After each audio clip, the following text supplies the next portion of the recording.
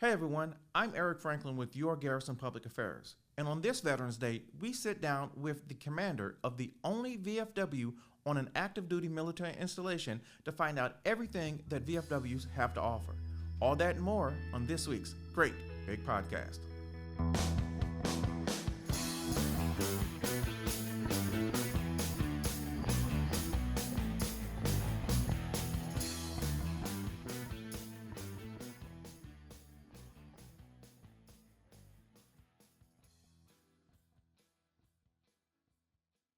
Hey, welcome back. We have a special guest for this Veterans Day episode. Do you mind introducing yourself? My name is Willie Keller Jr. I'm the commander of Command Sergeant Major A.C. Cotton, VFW Post 12209, the only VFW on an active duty installation stateside. And so, how did that come about? Tell us a little bit about how that came about first. How that came about, I was a commander before at another VFW, and I decided to step down. It was like, man, I don't feel I was getting full fulfillment of what I'm doing as a VFW member. And I just sat there and went back to, like my grandmother said, in times of confusion, just pray. And I just came back from D.C. at the National Legislature, the thing they're asking that we're doing, and I'm like, man, I see that every day on the installation. So after that, I'm like, I sit there and talk to a couple people, and I went to General White, who at that time was a 3-Corps commander. Yeah. He was like, I'm good with it. Because we were already, as a commander before of another VFW, was already operating on installations supporting units. Okay. So it was just an easy transition. Okay. So, real quick, tell me, well, I know, but tell us, some of our listeners who may not know, what exactly is the Veterans of Foreign War and what they do? The Veterans of Foreign War, we got to go back to the beginning, the conception of the VFW. Back in 1899, there were multiple organizations that combined to what we call now the VFW, better known as the Veterans of Foreign Wars. When service members came back from the Spanish-American War and the Philippine insurrection, they were coming back with no death benefits, no medical benefits, nothing like that. But annually, since we received our congressional charter in 1932, we have had people on the Hill lobbying for veterans' rights and benefits. So we're not just a place to get a cold beer. Okay. That's what a lot of people think, the VFW, I'm going to go get a beer. Yeah. It's so much more than that. That's a fundraiser to pay for our scholarships, to send kids to school, to send kids to D.C., to go to the war memorials. And we're lobbying. If it wasn't for the VFW, there would be no GI Bill, no SGLI. A lot of things that we take for granted today. So you mentioned that you have people who are lobbying for you. What are some of the things that you guys do here locally for those here stationed at the Great Place? So here at the Great Place, we have, in the past 12 months, we have put $243,000 into soldier and family relief. We don't do loans. We actually do grant. Here in the state of Texas, we actually have a Texas VFW Foundation, which is funded by the members. Okay. And we've helped with deployment ceremonies, redeployment ceremonies, just like yourself. When we left out, who's there? When we come back, who's there? I want to be that face. At one time, everybody was 70s, 80s, hey, welcome home. But I wanted to be that face, someone from their generation, to see them off and see them when they come back. And speaking of that, we're still in that most veterans are coming out of that global war on terrorism. How is it different from, say, our parents when they came back, or our parents when they were in the VFW? Ooh, that is a loaded question. Let me go back to it. The VFW in Vietnam, when they came back from Vietnam, they were not welcome back. They were treated harshly when they come back. We know the stories. But they were not eligible to join the VFW. They were not able to join to the early 80s because we have a congressional charter that mandates what the requirements are.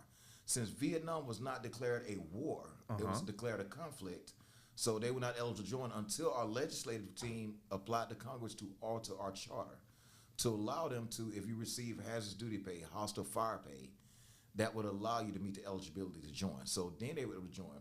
But because they were not able to join the VFW, they created their own organization, the Vietnam Veterans of America, to do similar to what the VFW was doing until they were allowed to join. So a lot of the Vietnam vets hold dual membership in both organizations.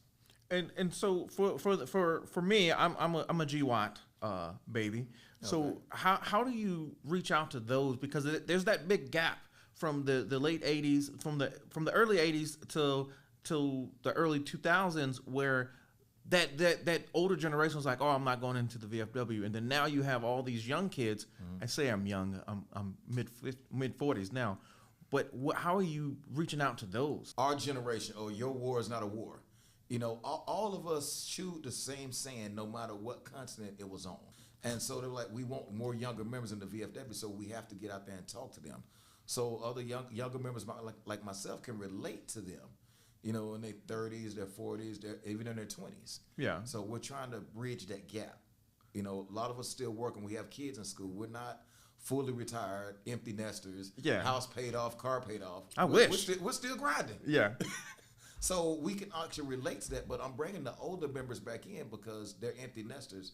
They can fulfill that, adopting some of the families during the holidays or throughout the year, and they're giving back and giving that mentorship.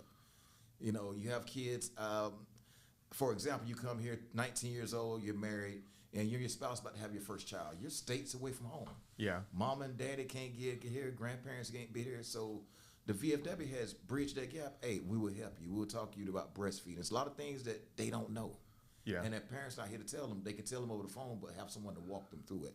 We have had members and spouses that would fill into that gap. Okay. And speaking of that, do you have any standout stories or moments where the VFW made a big impact on someone's life? Woo! Say that ain't so. Man, I do the briefing at the CFRA, Community Family Resources Brief. And I seen this E5 female soldier, single mother from Virginia. And I'm looking, she looks, you look at the uniform, okay, she's squared away. I say, hey, so how you looking at getting your rocker, become a staff sergeant? She's like, well, I think I'm getting out. It hit me. I'm like, you're getting out? She was like, yes. And I say, so why? She's like, I'm getting counsel statements because sometimes I'm late to work, late to PT. But the problem was childcare. Okay. She lives on base, so she was going off base to get early childcare because there were no slots on the installation. And so sometimes that place was open late, so she's late to physical PT in the morning. Yeah. Or sometimes she had to bring her child with her. Or she's looking at getting off at 16:30 due to the training schedule, or she might not get there to 1900. So at the end of the month, her budget is blown. So that hit me to my heart, and I'm like, we got to do something about this. So I went to Congressman Carter. We had a meeting down in Leander, Texas with the VA liaisons, the Congressman Carter's office, our Texas VFW legislative team, and we sat there and discussed it. Some people thought it was a leadership problem, which it wasn't. It was a congressional funding problem. They only had certain slots on this installation. And one lady was with us. She was in the Navy. She got out. She had 4 kids, and on her naval base in California, they only had 22 slots. So that pushed her to get out. And I'm looking. We invest so much money into training. We look at recruiting, but retention, that's a part of our retention. Mothers and fathers that gave their kids to the military, and they're getting out like that, but if we can take care of them. So we contact them, they approve, man, I don't want to give the amount, in like 72 days. Yeah. So FortCavazos bumped their numbers up. Fort Bliss bumped their numbers up, not just Army base, but DOD as a whole. Yeah. From what we received at the CFRA briefing here at the Great Place.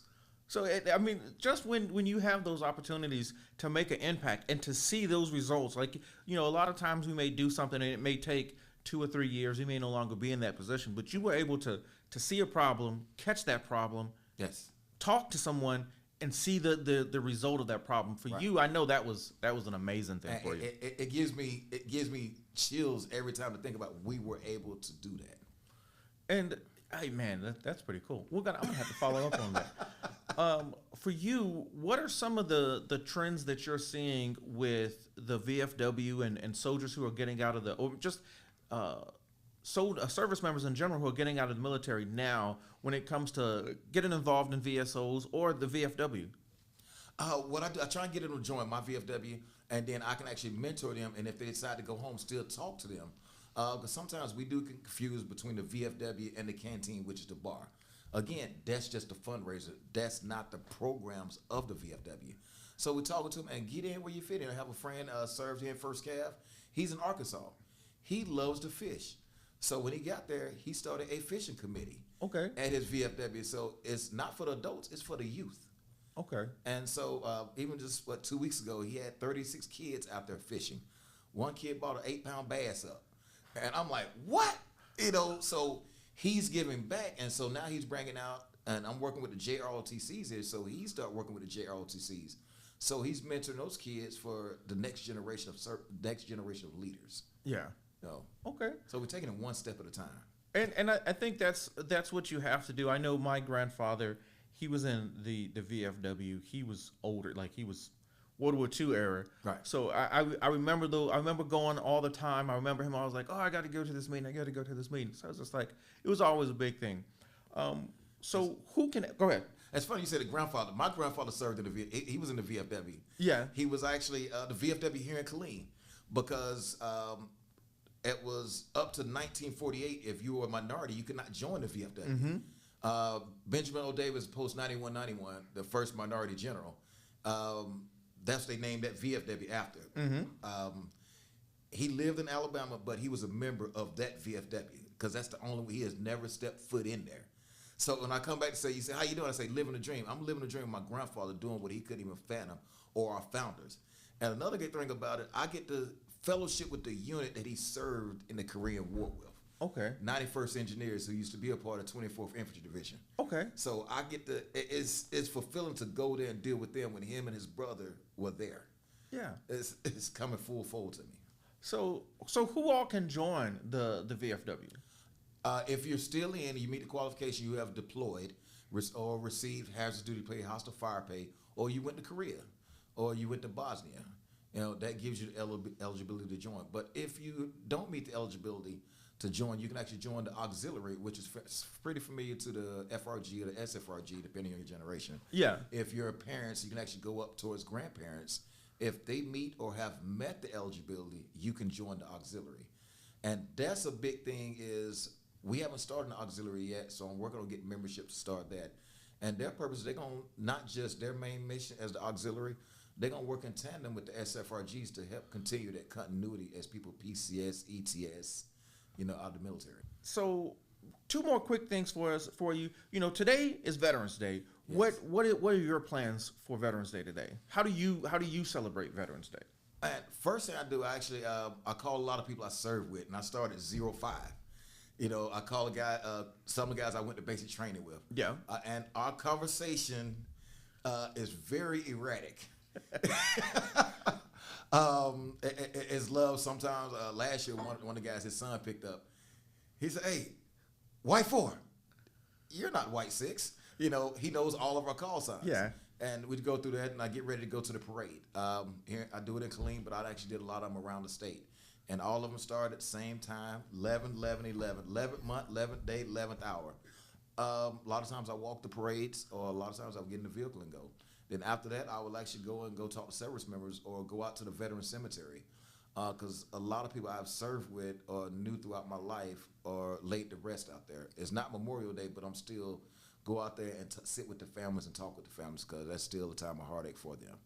Veterans Day didn't mean much to me when I was a green suiter. Yeah. It's like, man, it's a 3-day. I'm a 4-day. Where we going? Yeah. Hey, man, let's go to Allstars. Hey, let's go to E-Town when I was at Fort. Let's go. We're going to go party. We got a 4-day. Let's kick it. Yeah. But now that I'm out, it hits different.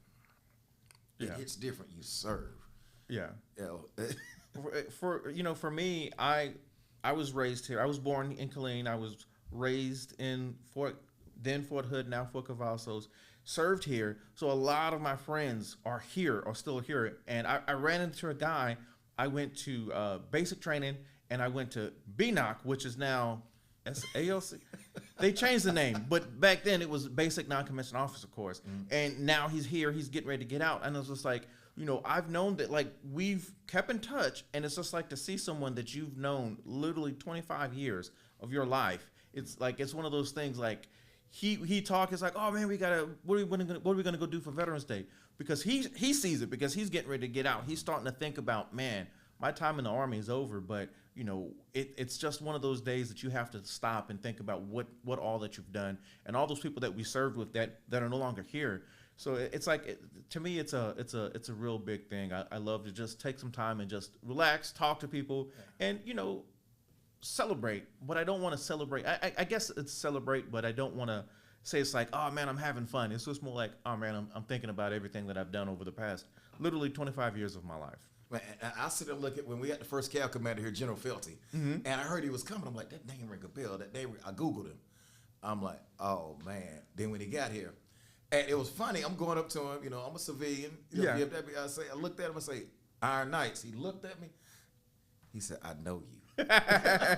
He was second Lieutenant Felty here. Yeah. And I was PFC Keller here. we were. This was when you had two divisions here. Before we were actually first Cav and second Army division. Yep. That was a long time right ago. There in 36 engineer footprint. That was 166. Yeah. And he was a second lieutenant for the scout platoon. We did our very first deployment together to Guantanamo Bay, Cuba, a humanitarian peacekeeping mission. Wow. In 1995. And for the fact that he remembered you, like that's for me, I think that's the biggest thing with serving in the military. We could see someone and we may not see them again 20 sometimes longer. Right. But it's like as soon as you see them, it's like, yo, remember that one time when we went to wherever. But it's like that's to me what being a veteran and that camaraderie and being a part of a VFW, those are the type of things that you bring, you know, outside of helping us. But just that remembrance of what you guys went through, because we all had that similar shared experience. And we're still mentoring. I was here. What was that? A couple of weeks ago here at the Great Place, we had the Retiree Appreciation Weekend, and you had the director for Army Retirement Services here, and I'm eating because everything she was asking is what we're doing at our VFW here on the Great Place, getting back engaged, getting engaged, still mentor. We're doing that. You know, help with the recruiting. Who better to help with recruiting than somebody has done it? Yeah. You know, a retiree. Those are our school teachers, our first responders. They're great recruiters. You know, so I had a recruiting stations here. Hey, get with me. Let's get together. We can get into the schools. You know, if the schools are not allowing them in, they don't turn us around. Yeah. You know, so we're able to do that. And it was like, wow. And I told her, that's what we're doing. She was like, what? I said, I'm the VFW commander on the installation. She was like, wow. So I gave her a list of things that we're doing. Okay. You know, like say a couple of weeks, we have another JROTC coming in. Okay. Man, we get them to go to the LRC. Yep. They get to get on the Bradley. They get to get on the tank. They like, oh man, that's a helicopter. I said, nah, that's a CH-47. They're like, what's that? Okay. It's yeah.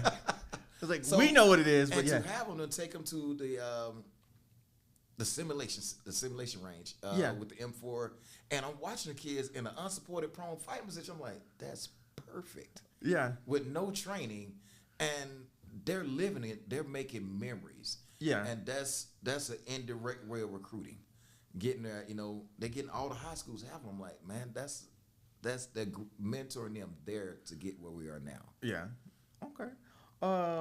Before we get out of here, what key message would you like to tell everyone about the Fort Cavazos, the VFW here, or just the VFW in general? Man, it is so much I could say about the VFW, but I would say come and check them out because VFW is not like a lot of other organizations. The VFW commander can allow you to sit in the meeting without you being a member. It's up by our national bylaws. We can do that, but you don't have a voice. You don't have a vote. But you can actually come in and do the community service with us and come and check and see if that's something you want to be a part of. And I ask people, even my officers, just find your piece of the pie. If you're not a very financial person, hey, you might need to go to a youth committee. You might need to do that. Here's a list. Find a part. But to anybody that's retiring, I will ask you, find something to occupy your time because you're no longer on that strict schedule. I got a 06. I got to do this. Yeah. You're lost. You know, I was talking to a good friend of mine. He was one of the directors at the Sergeant Major Academy. He called me. I said, man, it's going to hit you. You know when it hit him? His last day he was signing out. He was sitting on the side of the bed lacing up his boots for the last time. Yeah. He said, after 34 years, this is the last time I'm lacing up these boots. And so he'd actually started mentoring doing golf. So now he's in El Paso teaching youth how to do golf. How to play golf. Okay. He's finding his piece of pie and still giving back. So it may not, everything happens in a time. Everything has a season.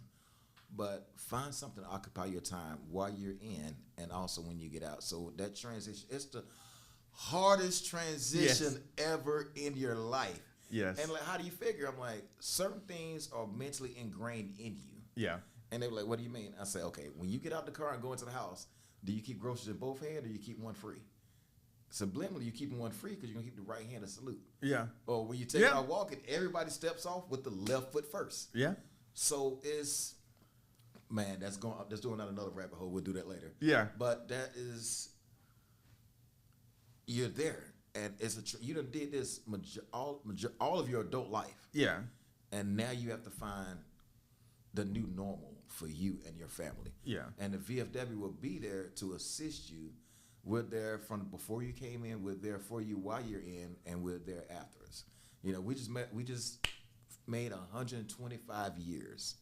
The VFW, 125-year anniversary. Our great grandparents benefited from the VFW. You know, easily. Have you heard of VFW National Home? Mm-mm. We have a national home in Eaton Rapids, Michigan. It started off as an orphanage after World War I. Okay. So now when service members, when they get out, they can't adjust, and they got kids, they can actually go apply to live there free of cost. Okay. Education system and everything. But we actually have, I done seen when people deploy and the spouse doesn't want to go home, they can actually go live there free of charge while the service member is at deployment. When they come back and reintegrate them. So you can just look online, VFW National Home, Eaton Rapids, Michigan. Okay. Like I say, there's so much more than we do than just a place to have a cold beer. And, you know, whenever you want to come back on the podcast, just give myself or give John a call. I know you have his number, and we'll get you back on the podcast as soon as we can. Outstanding. All right. We want to thank everyone for watching us today. And remember, everyone out there who's a veteran and you know someone who's a veteran, make sure you thank him today. And we look forward to talking with you guys next time. Happy Veterans Day. Okay, so maybe your commute doesn't look quite like this. But don't let the road throw you an unexpected curve. Many riders would tell you that riding in heavy traffic or on the freeway is the most dangerous thing people do routinely on a motorcycle. Not true. 73% of single rider mishaps happened on curves. Stay focused, stay aware, stay alive. Readiness through safety. I'm John Miller with your Garrison Public Affairs Office, and this is On Track with your Fort Cavazos Minute. Fort Cavazos, Director of Family, Morale, Welfare, and Recreation, will host Nature and Lights November 15th through December 31st at Belton Lake Outdoor Recreation Area. It'll be open every day from 5:30 to 11 p.m. Those visiting can see a 5.5-mile holiday lights attraction. It costs $20 for a car, minivan, or pickup truck, $35 for limos, 15-passenger vans, or recreational vehicles, $55 for a 24-passenger van, and $80 for larger vans or buses. Additionally, guests visiting on Monday and Wednesday evenings will receive a collector's 17th Annual Edition Nature and Lights ornament limited to one per vehicle while supplies last. People can also visit Santa's Depot near the marina and participate in pony rides at Baloa Ranch, 5:30 to 11 p.m. November 28th through December 8th and December 15th through the 24th. Santa's Depot costs $5 for adults, $3 for children 11 and under, and is free for lap children. The pony rides cost $5. For more information, visit cavazos.armymwr.com. The Recreation Equipment Checkout and Sportsman Center Snack Bar and Pro Shop will permanently close November 15th due to budgetary constraints. The Sportsman Center, Trap, and Skeet Range will remain open. There may be minor disruptions during its transition to DFMWR's recreation programs. Robertson Blood Center will have a temporary 3-week closure starting November 14th until December 6th. They'll be moving directly across the street into a temporary facility while the current building is fully renovated. That's all for your Fort Cavazos Minute. Stay tuned for more updates and information to keep you on track. More info can be found in the links below. You're in the mix with the man who sets the turntables on fire. Here comes the I'm literally en route right now, man. Wait, hang on. This song is my jam. All right, so look, tonight we're on Elm Street, right? I'm only about 10 minutes out. And listen, don't worry about Willie, okay? I'm gonna make sure he's there. He's gonna be there. I'm gonna shoot him a text right now, okay? Out. Sergeant Mathers prides himself in his ability to multitask, on or off duty. Only one problem. Studies show that successful multitasking while at the wheel is not possible.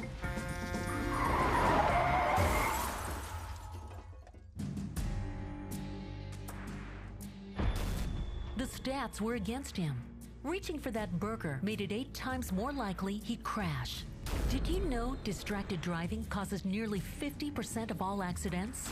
All in all, it injures almost 400,000 people a year and kills nearly 4,000. On or off duty, distracted driving is deadly. The bottom line, if you drive while distracted, then you're not driving.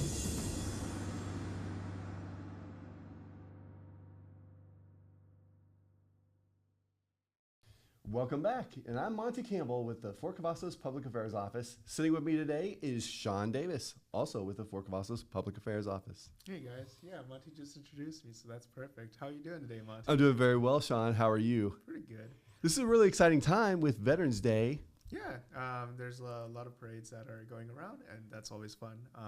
I've been to a couple of them growing up, and one of my favorite memories is, seeing, people connect with family members and, meeting old friends, things like that.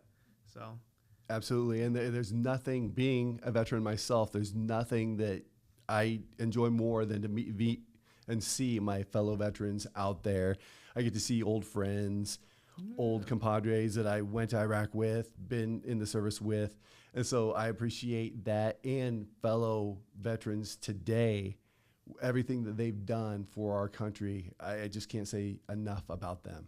yeah, it's a great opportunity for communities that, don't see their veterans. Maybe they don't have a family member in the military, to kind of just connect with them and talk to them and, thank them for their service. So thank you, Monty, for your service. It was my pleasure, and this is the best country that anybody could ever want to live in. What did you think about the conversation with Willie? I think it's really cool that we have the only VFW on a military installation. Yeah, that doesn't surprise me at all. There's a lot of great, unique things about the great place. So, that's pretty cool. What did you get to do for your weekend? So besides going to all the great Veterans Day parades that I always attend around the local area, we went to Kalahari this past weekend and went to the water park, and me and my grandkids and wife enjoyed that time. Oh, I caught up with some friends.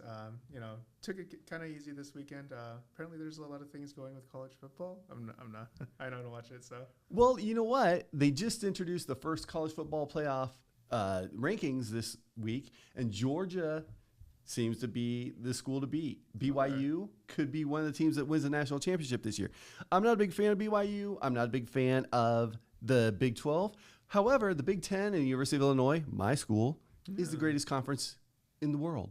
Yeah, I'll take your word for it. I'm from Kent State, and I think they had that, that awful game against, do you know what I'm talking about?